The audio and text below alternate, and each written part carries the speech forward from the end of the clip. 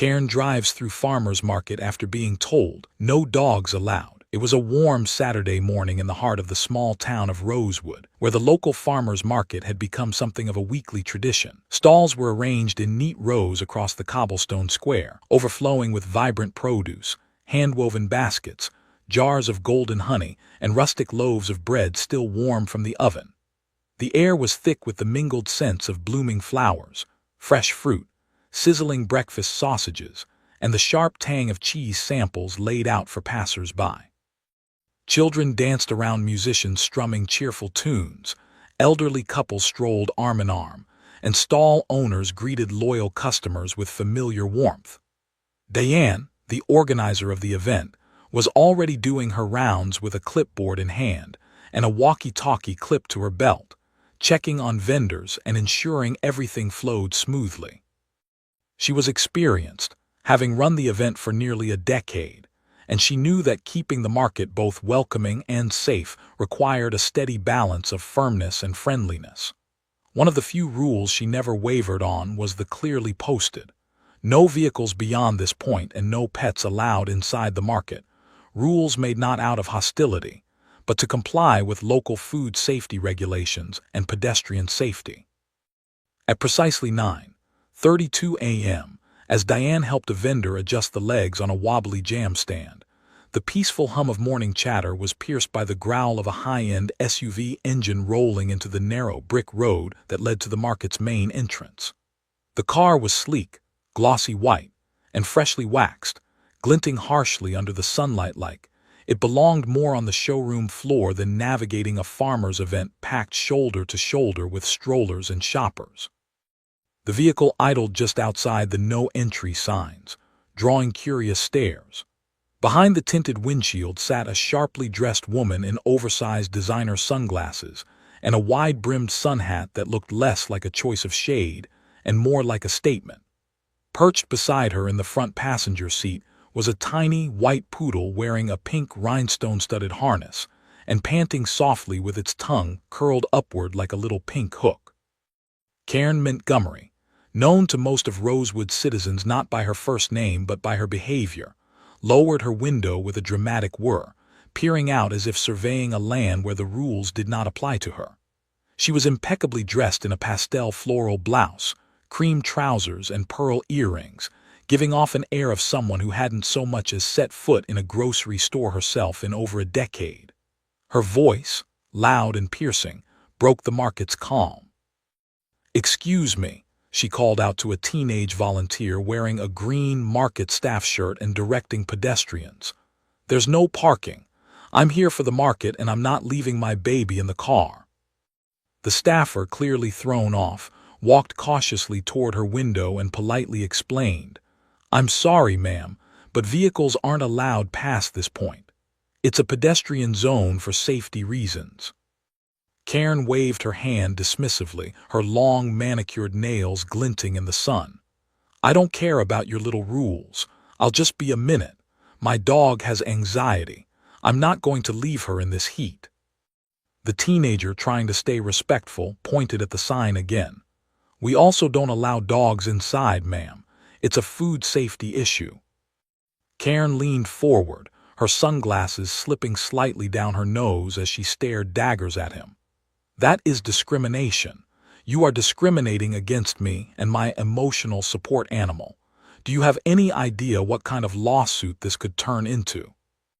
Just then Diane arrived, having noticed the commotion and sensing from experience that this would not resolve quickly. She stepped up beside the staffer and addressed Karen directly, her tone calm but assertive. "Good morning. I'm the market coordinator.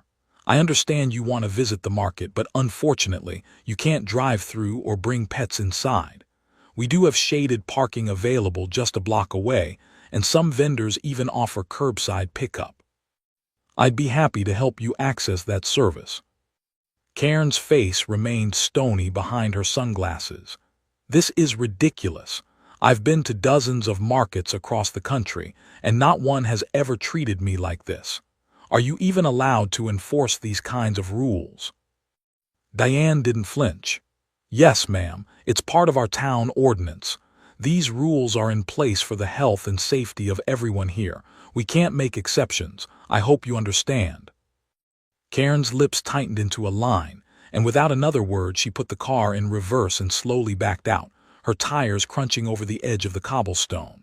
People watched her leave, some shaking their heads, others simply returning to their browsing once the moment passed. Diane exhaled, hoping that was the end of it. Karen had caused scenes in other places, the local bakery, the pool club, even the vet's office, but she'd never attempted to bulldoze her way through an actual pedestrian market before. But barely 5 minutes later, Diane's hope was shattered. The sudden return of the same white SUV, this time entering from a different side of the market, caused a collective gasp. Karen wasn't just parked at the edge, she was driving into the market, tires rolling over the decorative chalk drawings made by local kids, swerving past folding tables and confused patrons. People jumped out of the way as the vehicle moved at a slow but menacing crawl, the poodle barking excitedly through the open window. Karen leaned out, shouting, "You people think you can exclude me. This is a public space. This is discrimination." Fruit baskets flew into the air as one vendor's table was clipped by her mirror. Tomatoes burst against the pavement like red fireworks. Someone screamed. Someone else started filming. Chaos spread like wildfire, and in the middle of it all, Karen's SUV rolled forward steadily, her poodle's bark drowned out only by the sharp snap of a wooden stand cracking under a tire. Diane dropped her clipboard and ran. Diane's feet pounded the pavement as she weaved through the stunned crowd, her heart racing not only with disbelief, but with a white-hot anger she had rarely felt in all her years of managing the farmer's market. Never before had she seen someone disregard public safety and common sense so brazenly, and certainly not in a setting meant to foster community, trust, and simple joy. As she neared the advancing SUV, she saw the full extent of the chaos Karen had left in her wake. Wooden crates shattered like kindling, piles of fruit squashed under thick tires, the wheels slick with pulp and juice that smeared across the cobblestones in wide, sticky tracks. Children clung to their parents in fright, while vendors scrambled to move their wares and display tables out of the vehicle's path. Amid the chaos, one elderly woman had stumbled and fallen, and a young man was helping her to her feet, checking her for injuries with concern etched across his face. The musician's guitar, knocked from its stand, lay splintered against a curb. Diane's stomach turned, but she pushed on, threading past the overwhelmed crowd until she stood directly in the middle of the path ahead of the oncoming SUV. Karen slammed the brakes just in time, jolting her poodle forward with a yelp, but the dog quickly resumed barking at the windshield as though it were commanding the road ahead. Diane stood her ground, legs planted wide, her face a mask of restrained fury. Karen rolled down her window halfway, her sunglasses now perched crookedly on her nose, her sun hat slightly askew. She looked entirely unbothered, even triumphant, like a woman who had just returned from conquering hostile territory with nothing but the sheer force of her entitlement. "You need to move," Karen called out, her voice sharp and unwavering. "You're obstructing traffic, and I will not hesitate to call the police." "This isn't a road," Diane snapped back, her voice rising over the din of shouts and barking. "You've endangered dozens of people, destroyed private property, and violated multiple town ordinances. You need to stop this right now and step out of the vehicle." Karen scoffed, her grip on the steering wheel tightening as she leaned forward. "You're being hysterical. I drove at 5 miles an hour. 5. If people can't watch where they're walking, that's not my problem. And I'm within my rights to protest being excluded. This is a peaceful demonstration." Diane took a step forward, placing her hands on the hood of the car, her gaze unwavering. Driving into a pedestrian market is not a protest. It's reckless endangerment. You're lucky no one's seriously hurt. You need to turn off your car right now and wait for the authorities. Karen threw her head back and laughed, though there was a brittle edge to it. "You think the police will side with you? I'm the victim here. I was told I couldn't enter a public space just because I brought my companion animal. That's emotional abuse. I have it all recorded." "You have it recorded?" Diane asked, incredulous. Karen reached into the passenger seat and lifted her phone, showing the screen that had been recording the entire time. "Yes, and this will go viral. I'll expose this entire sham operation for what it is, a discriminatory nightmare run by power-hungry women who think they can bully anyone they don't like." From behind Diane, voices rose in protest. Several vendors and patrons were now approaching, their anger no longer masked by fear or confusion. One man shouted, "You knocked over my stand, lady," while a woman with a stroller yelled, "My daughter nearly got hit by your bumper." Another vendor held up his crushed produce, juice dripping from his fingers, and shouted, "You think that's a protest? That's destruction." Karen rolled up her window halfway, the corners of her mouth tight as she ignored the crowd growing more vocal by the second. Diane raised both arms and turned toward the crowd. "Everyone, please, back up and give her space. The police have been called. Let them handle it. We don't want anyone else getting hurt." Karen tapped her horn once sharply. "I'll be contacting my lawyer," she announced to no one in particular.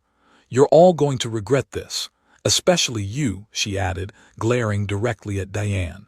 "You've humiliated me in front of my entire town." Diane ignored the threat and instead turned toward one of the younger staffers with a phone in hand. "Did you call them?" The teen nodded. "They said they're sending 2 officers, should be here any minute." Diane exhaled, only slightly relieved, and stepped back from the SUV just as Karen slowly reversed and pivoted the vehicle into the small clearing near the central fountain, coming to a stop with her tires pressed against the edge of the decorative stone ring. She stepped out, slamming her car door with exaggerated force, cradling her poodle in her arms like a trophy. The little dog barked endlessly, agitated by the commotion, but Karen barely seemed to notice as she turned to the gathered crowd and began to speak in a theatrical voice loud enough to command the square. "You people should be ashamed of yourselves," she said, pointing an accusatory finger around her. "This town used to stand for decency and freedom, but now, you've all become control freaks who want to regulate where a woman can walk with her own dog. This is fascism. That's what this is." A wave of groans, boos, and muttering rolled through the crowd. One vendor shouted back, "You drove into people, not just walked," while someone else cried, "You almost hit a baby, Karen." Undeterred, Karen raised her voice. "I'm documenting every one of you. This market is going to hear from my attorneys, and once I share this on social media, people will come from all over the state to support me. You'll be sorry for treating a local woman like this." At that moment, the sound of sirens echoed down the road, cutting through the rising tension like a blade. A pair of police cruisers pulled into the edge of the square, blue lights flashing, doors swinging open as 2 officers stepped out, taking in the chaotic scene with practiced eyes.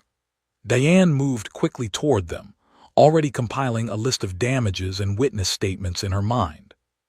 Behind her, Karen stood tall with her poodle in one hand and her phone in the other, already filming the approaching officers as if preparing for her next act.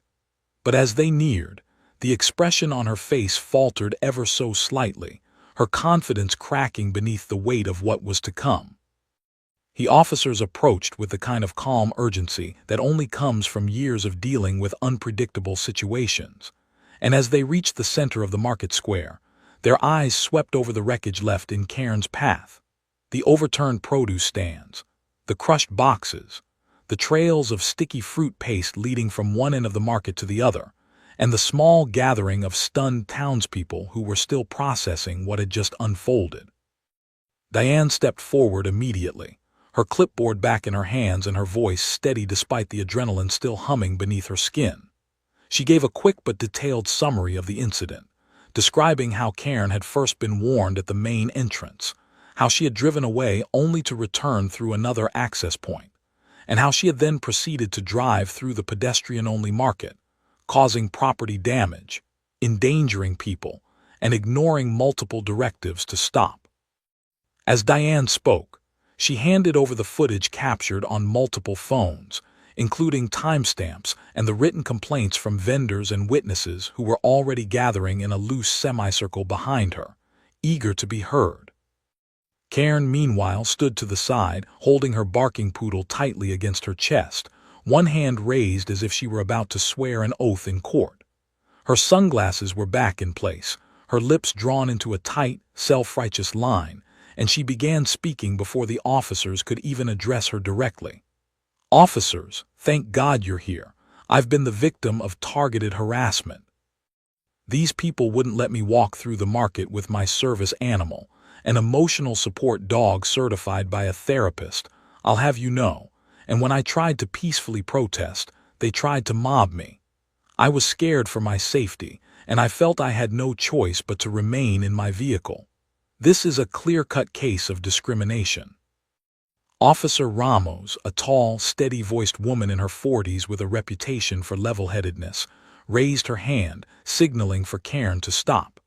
"Ma'am, we're going to talk to everyone, but we need you to take a step back, lower your voice, and let us gather all sides of the situation.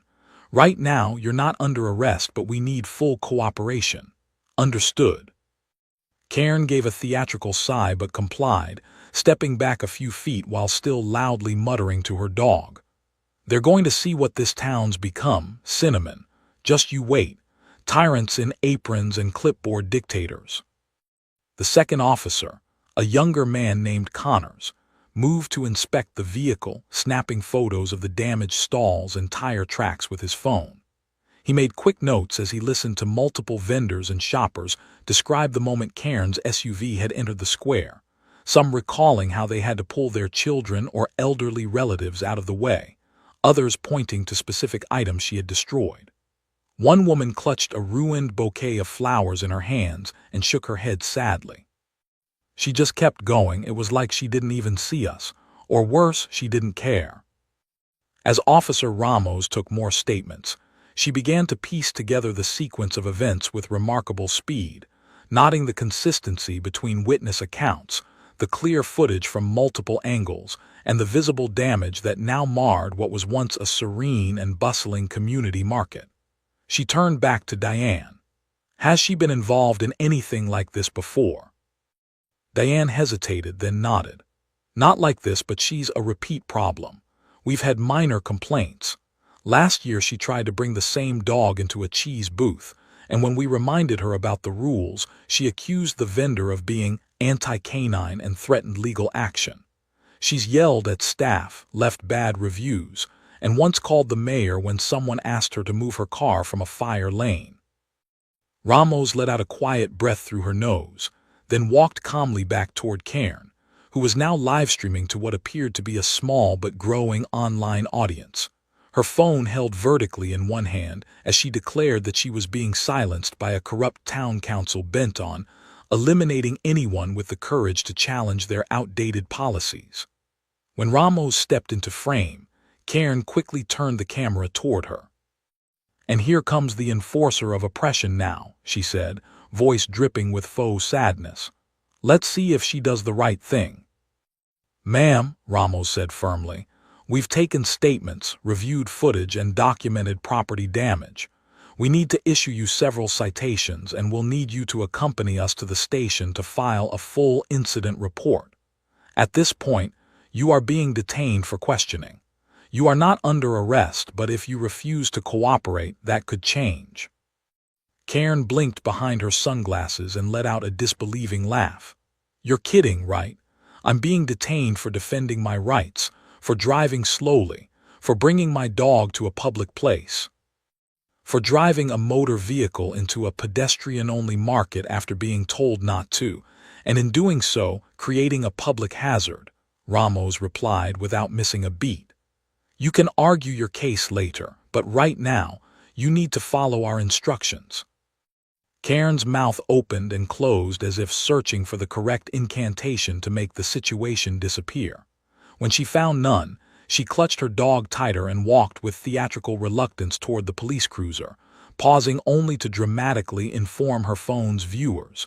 You're all seeing this, right? This is what happens when you speak truth to power in this country. Remember this face." Ramos gently took the phone and turned it off before placing it in an evidence bag. Karen let out another indignant squawk, but Ramos ignored her, placing the bag in the front seat before helping Karen into the back of the car. The dog, Cinnamon, was placed into the temporary care of animal control officers who had just arrived on the scene, and they promised to keep her safe while legal matters were sorted. Karen shouted something about canine kidnapping as the cruiser doors shut behind her. Back in the square, the market slowly began to return to life, though the air felt different, shaken, quieter, stained with the memory of what had happened. Vendors began cleaning up the wreckage, some quietly discussing the potential for a group lawsuit, others exchanging stories about similar encounters with Karen in the past. Diane stood off to the side, watching as people worked together to restore what had been lost, her clipboard now filled with damage assessments, names, and contact info for future follow-ups. She felt a weariness settle over her shoulders, not just from the events of the morning, but from the knowledge that the fallout was only just beginning. Still, there was a comfort in seeing the community pull together, even if it had taken something outrageous to spark it. She turned as one of the vendors approached her with a broom in one hand and a smile in the other. "Hey," he said, "think we can get hazard pay for dodging SUVs?" Diane let out a dry laugh, then took a deep breath, grateful that, at least for the moment, everyone was safe. Karen sat in the narrow, uncomfortable interview room at the Rosewood Police Department, her arms folded tightly across her chest, a scowl etched so deeply into her face it could have been chiseled from stone. The fluorescent lights above buzzed faintly, casting a sterile glow over the gray walls, and her designer purse sat untouched in the corner, her phone long since bagged and placed into temporary evidence for violating privacy laws during her attempted live stream. Though she wasn't under arrest, the detention and questioning had begun to wear down her sense of superiority, even if she refused to admit it. The officers had remained professional, bordering on indifferent, a reaction that unsettled her more than outright confrontation would have. She was used to provoking responses, outrage, deference, even disgust, but being treated like just another petty violator of local code bruised her more deeply than she'd anticipated. Still, she clung to the belief that she was in the right, that the market's rules were unjust, and that she had done what any decent, assertive citizen would do when faced with an overreach of authority. The thought of her poodle, Cinnamon, being handled by strangers gnawed at her, though she wasn't entirely concerned for the dog's safety. It was the principle. They had taken her baby, humiliated her in front of her community, and now they expected her to sit quietly while they scribbled notes and asked condescending questions about her intentions. Across from her sat Officer Ramos, her notepad open, pen tapping steadily as she waited for Karen to finish her latest rant. The officer's expression was unreadable, equal parts professional and fatigued. She had heard people like Karen before, people who wrapped selfishness in the language of rights, who disguised recklessness as conviction, who wielded entitlement like a badge of honor. Ramos had no interest in arguing morality. She was here to gather facts, document witness statements, and determine the appropriate legal actions to take. She reviewed her notes carefully before speaking again. "So just to confirm, you admit you drove your vehicle into the market despite being told the area was restricted and pedestrian only?" Karen rolled her eyes dramatically. "I was driving into anything. I was moving at a crawling pace, barely moving at all, and I was trying to make a statement. It was a form of protest.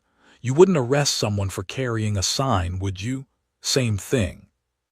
Ramos didn't blink. Except signs don't weigh 2 tons and pose a physical threat to other people. Karen's lips curled, only if they throw them like javelins. "Ma'am," Ramos said, leaning slightly forward, her voice steady but sharper now, 3 people reported that they had to physically move out of your way. 1 elderly woman tripped trying to avoid your vehicle. Several vendors suffered property damage. You can try to spin this as civil disobedience, But that doesn't change the fact that you used a vehicle in a space that explicitly prohibits them, and in doing so, created a dangerous situation. I shouldn't be punished because other people overreacted, Karen snapped. No one was hurt, and maybe if they hadn't screamed and run around like panicked chickens, none of those tables would have been knocked over. Ramos closed her notepad gently, her expression hardening just a touch. Karen, this isn't just about a few broken tables. This is about your total disregard for public safety and the rules that everyone else in that market abides by without complaint. You ignored clear signage, disregarded multiple warnings, disrupted a town event, and endangered families. That's not protest. That's negligence.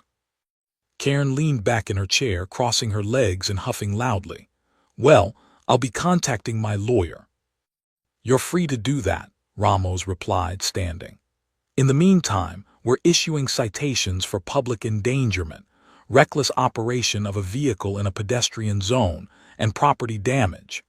Animal Control has also requested proof of your dog's vaccination records and emotional support certification. Until that's submitted and verified, she'll remain in their care. Karen's face flushed a blotchy red. This is outrageous. You're treating me like a criminal, like I'm some common hooligan. Ramos remained unmoved. You're being treated like someone who broke the law. We've completed our questioning. You're free to go, but we'll notify you about your court date. You'll need to settle the citations and the restitution claim from the Market Association. The words settled like dust in the air, sharp and lingering. Karen stood, scooped up her purse, and stormed out of the room, muttering all the way down the hall about lawsuits, corruption, and the rotting decay of small-town America. Outside the station, she slammed the door of her SUV with unnecessary force and sat in the driver's seat for a long while, staring blankly ahead. Her online following had grown slightly in the hours since the incident, mostly from people with usernames like Patriot Mom USA and Free Barkers. But the comments were already being bombarded by locals defending the market, posting footage from different angles, and mocking her declaration of oppression with memes and edited videos. It stung. She hadn't expected resistance. She thought her defiance would be applauded. Instead, she had become a punchline, a cautionary tale shared in group chats and forums titled, "When Karen's Attack." Meanwhile, back at the market, Diane stood before a small group of vendors gathered beneath the shade of the gazebo. They had regrouped after the chaos, tallying up the damage and discussing how to proceed. Crates had been rebuilt, displays salvaged, and some of the children who had cried earlier were now playing again near the fountain, blissfully unaware of the legal implications unfolding just a few blocks away. The community had rallied quickly. People donated fruit from neighboring booths to replace damaged goods. Someone set up a donation jar for those hit hardest, and one kind-hearted artist painted a cheerful sign that read, "We stand together, no vehicles allowed," as a gentle but clear message. Diane looked around at the people, the tired, sunburned, and still shaken group of locals who had worked hard to bring joy and commerce to their town each week, and felt a deep sense of pride. They had every right to be furious, to demand harsh retribution, and yet their focus remained on rebuilding, not revenge. "I spoke with the officers," Diane said, her voice strong despite the long day. "She'll face charges. We're compiling all our invoices for restitution. If anyone hasn't reported damages yet, please do it before tomorrow so we can include it. I know today was a lot, but I want you to know you did everything right. You stayed calm, you helped each other, and you showed this town exactly what it means to be a real community." There were murmurs of agreement, a few claps, and even a chuckle from one of the older farmers who added, "At least we'll all have one heck of a story to tell." Diane smiled, her exhaustion softened by the collective spirit that had taken root despite, or perhaps because of, the chaos.